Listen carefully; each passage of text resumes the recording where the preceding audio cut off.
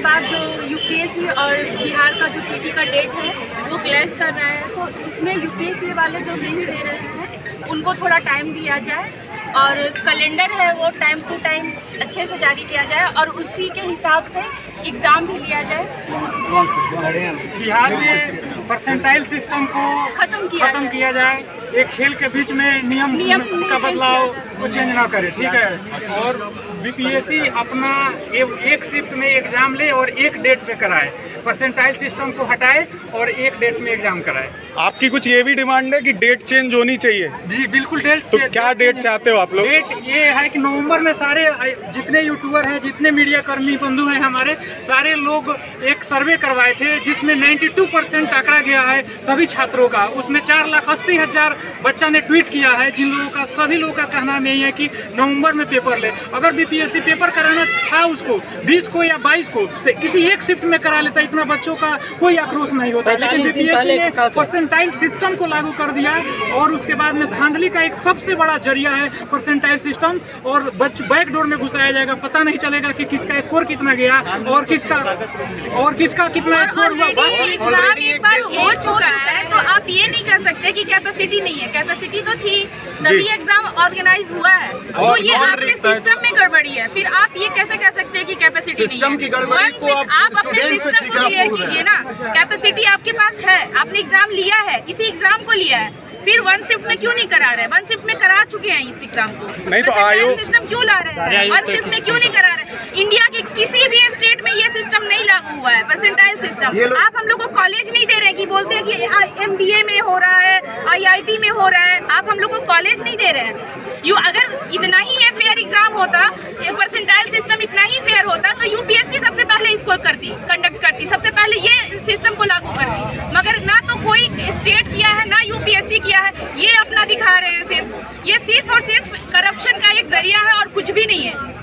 और ये पहले भी 26 तारीख को जो दिलीप कुमार माननीय जो छात्र नेता थे वो स्टूडेंट डेलीगेशन में गए और उनको बोला भी गया, माननीय जो चेयरमैन है बीपीएससी के, कि हम 31 तारीख को आपसे फिर मिलेंगे। लेकिन उन्होंने तानाशाही रवैया अपनाते हुए उन्होंने 2 दिन पहले ही जारी कर दिया, ऑफिशियल नोटिफिकेशन जारी कर दिया। ये तो गलत है ना। ये कहीं से भी लोकतांत्रिक सरकार में हम लोग को फिर से ये लग रहा है कि सरकार को मैं जंगल राज नहीं कह रहा हूँ, ये हमारे प्रशासन में जंगल राज घुस रहा है कहीं ना कहीं से। जैसे भाई साहब ने बोला कि बैकडोर एंट्री दे रहे हैं लोग, तो कह रहे हैं कि 80 लाख 70 लाख में डीएसपी के पद बिक रहे हैं। अरे यार, ये हमारे बीपीएससी का पूरे भारतवर्ष में क्या जा रहा है? बिहार का तरह तरह के भारत के सारे स्टेट के लोग आते हैं बीपीएससी का एग्जाम देने। ये इंडिया में बिहार की क्या छवि ये दिखाना चाहते हैं? हमारे माननीय नेता लोगों से भी पूछना चाहते हैं, क्योंकि बीपीएससी तो संवैधानिक संस्था है। ये तो चारों तरफ से मान लो कोई बिहार राज्य की बात नहीं कर रहा हूँ, नहीं मैं किसी कोई भी मतलब स्टेट की बात कर रहा हूँ। लेकिन यार कहीं ना कहीं हम बिहार से जुड़े हुए हैं, तो हमारे दोस्त जो भिन्न भिन्न राज्यों के हैं पूरे देश में, उनके सामने हम लोग का सर झुक जाता है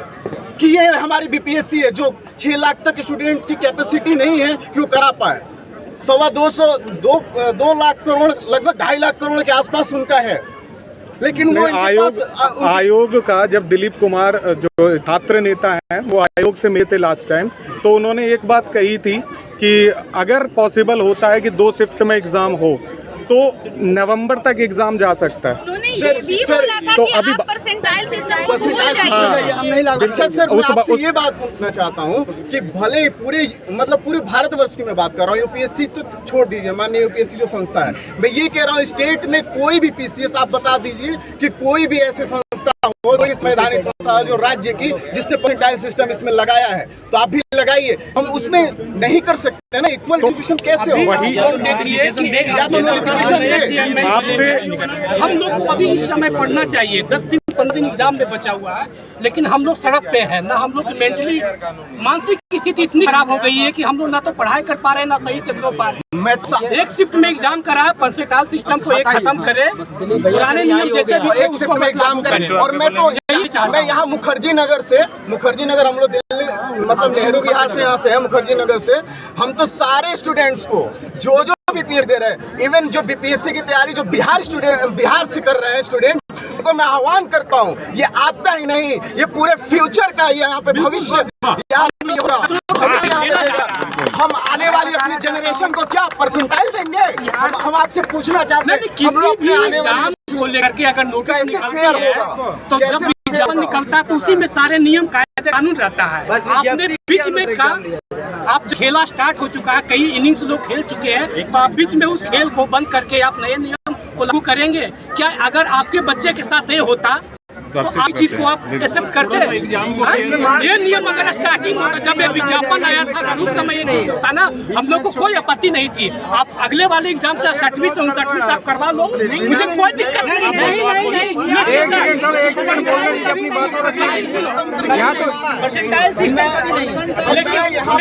लेकिन परसेंटाइज वाली जो सिस्टम है सर, ये कभी बीच में सेट नहीं होगा। इससे मामला क्या फंसेगा वो मैं बता रहा हूँ। इससे मामला जैसे मैं बताता हूँ, उन्होंने फातू प्रसाद ने कहा है कि 6 लाख बच्चे 3 लाख को एक शिफ्ट मिलेंगे, 3 लाख को शिफ्ट मिलेगी। कई कैटेगरी में भी बनते हैं। ठीक है, तो हो गया। एक सेकंड नारे बंद हो रहा सर। मैं बोलने दीजिए, एक सेकंड बिहार होगा सर, वो रियल नंबर पे ना होकर आभासी नंबर पे मूल्यांकन। अब शॉर्ट लिस्ट सिर्फ अपनी जो भी मांगे हैं उनको शॉर्ट में बता दो। हमारी मांगे बस एक ही मांगे, 2 मांग है। एक शिफ्ट में एग्जाम होना चाहिए, देने वाले हमारे बहुत सारे भाई बहन हैं, उनके भी एग्जाम इससे टैली कर रहा है। यूपीएससी के बाद पेपर दिसंबर में ले लो। हम एक चीज, एक लास्ट क्वेश्चन, किसी भी से अगर एक शिफ्ट में एग्जाम हो और वो नवंबर तक जाता है तो आप एग्री करते हैं?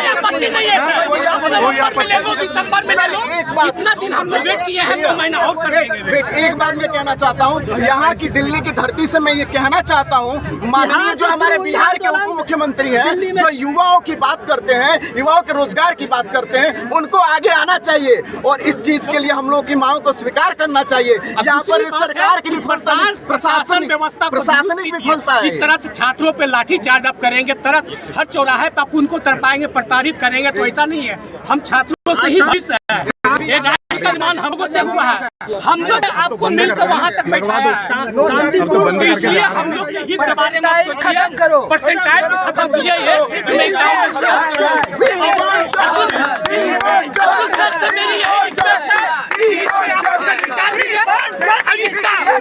इसकी सूचना 2 दिन के अंदर हम लोग को दीजिए, क्योंकि हम लोग